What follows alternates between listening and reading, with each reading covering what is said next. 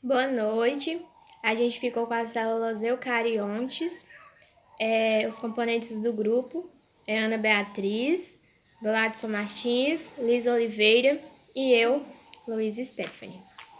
Aqui está a nossa maquete, que a gente fez em um prato, que ficou bem espaçoso e bom de ser visualizado. Aqui é o núcleo. Aqui é o nucleolo. Aqui é o retículo endoplasmático. Aqui é a membrana plasmática. Aqui é o citoplasma. Aqui é o centríolo. Aqui é a mitocôndria. Aqui é o lisossomos. E aqui é o complexo de Golgi. As células eucariontes são aquelas que apresentam um núcleo delimitado por um envoltório nuclear, que as principais características dessa célula eucarionte é a presença de um núcleo delimitado por um envoltório nuclear, o qual protege as moléculas de DNA existentes nessa região. É no interior do núcleo que ocorre a duplicação do DNA e a síntese de RNA, a transcrição. A célula eucariótica, que apresenta um núcleo verdadeiro, um núcleo individualizado de fora para dentro. A membrana plasmática tem constituição lipoproteica, ela é feita de lipídios e proteínas. O que ela faz? Ela é responsável pela permeabilidade seletiva. E só entra da membrana se ela quer, é ela que manda. O citoplasma. O citoplasma é uma substância colonidável, uma mistura. Tem água, tem sais minerais, tem proteína, tem lipídios e tem vitamina.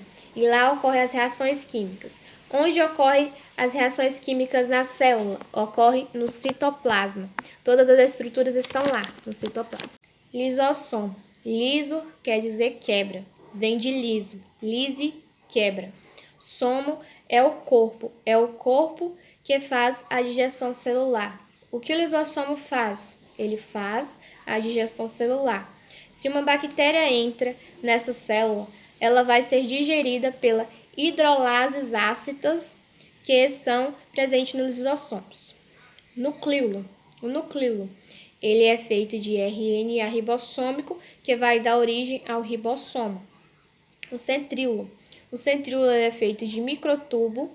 Ele origina os cílios e os flagelos responsáveis pela locomoção. Boa noite, meu nome é Ana Beatriz. Eu vim falar sobre o que compõe uma célula eucarionte. A célula é uma parte de seres vivos com uma forma e funções definidas. As células que formam o organismo da maioria dos seres vivos apresentam uma membrana que envolve o seu núcleo, que por isso são chamadas de células eucariontes. As células eucariontes, ela é constituída por membrana celular, citoplasma e núcleo. Boa noite, meu nome é Gladson Martins. Vou falar um pouco sobre o núcleo das células eucariontes. O núcleo é uma estrutura presente nas células eucariontes que contém o ADN ou DNA da célula. O núcleo possui duas funções básicas, que é a regulamentação química que ocorre dentro das células e o armazenamento de informações genéticas das células. O núcleo ele possui cerca de 11 a 22 UM de tamanho. A estrutura e também temos os componentes que possuem a estrutura nuclear, que são o invólucro nuclear, cromatina, núcleo, matriz nuclear e o nucleoplasma. O invólucro nuclear é responsável tanto para separar as regiões químicas que ocorrem dentro do citoplasma. E também temos a cromatina. A cromatina é composta por filamentos de DNA e no núcleo nós podemos observar que há dois tipos de cromatina, que o nome dela é heterocromatina e a eucromatina. E também temos os nucleoses, que são regiões especializadas para produzir produção de ribossomos. Nesse local encontra-se principalmente RNA, ribossomos e proteínas. E também temos a matriz nuclear, que funciona como um esqueleto que apoia os cromossomos. E também temos o nucleoplasma, componente que preenche o espaço entre as estruturas presentes no núcleo, tais como o núcleo e a cromatina. E também vou falar um pouco sobre o complexo de Golgi. O complexo de Golgi é uma organela encontrada nas células eucariotas, caracterizada por ser um conjunto de vesículas achatadas dispostas em uma pilha. Essa organela está relacionada a vários processos, como o processo de secreção celular. Cada vesícula achatada, que é uma espécie de saco membranoso, garantindo que o material dentro dela não se misture com o material presente no citoplasma. O complexo de Golgi ele é formado pelo lumen, sistem, face trans e face cis. Meu nome é Ana Beatriz e vim falar sobre o retículo endoplasmático. O retículo endoplasmático é uma organela presente em todas as células eucarióticas e apresenta-se como um grande labirinto de túbulos ramificados e vesículas intercomunicantes que se espalham pelo citoplasma da célula e ocupam uma grande área. A membrana do retículo endoplasmático é responsável por cerca da metade das membranas totais encontradas em uma célula.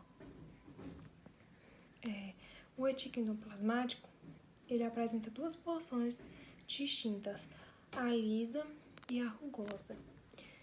O retículo endoplasmático liso é encontrado em maior quantidade em células que são especializadas na síntese de proteínas. As principais proteínas sintetizadas no retículo são as transmembranas inseridas em membranas, as que ficam dissolvidas em compartimentos e aquelas que são secretadas. O retículo endoplasmático liso, ou agranular, exerce diversas funções e suas atividades estão diretamente relacionadas com as células analisadas.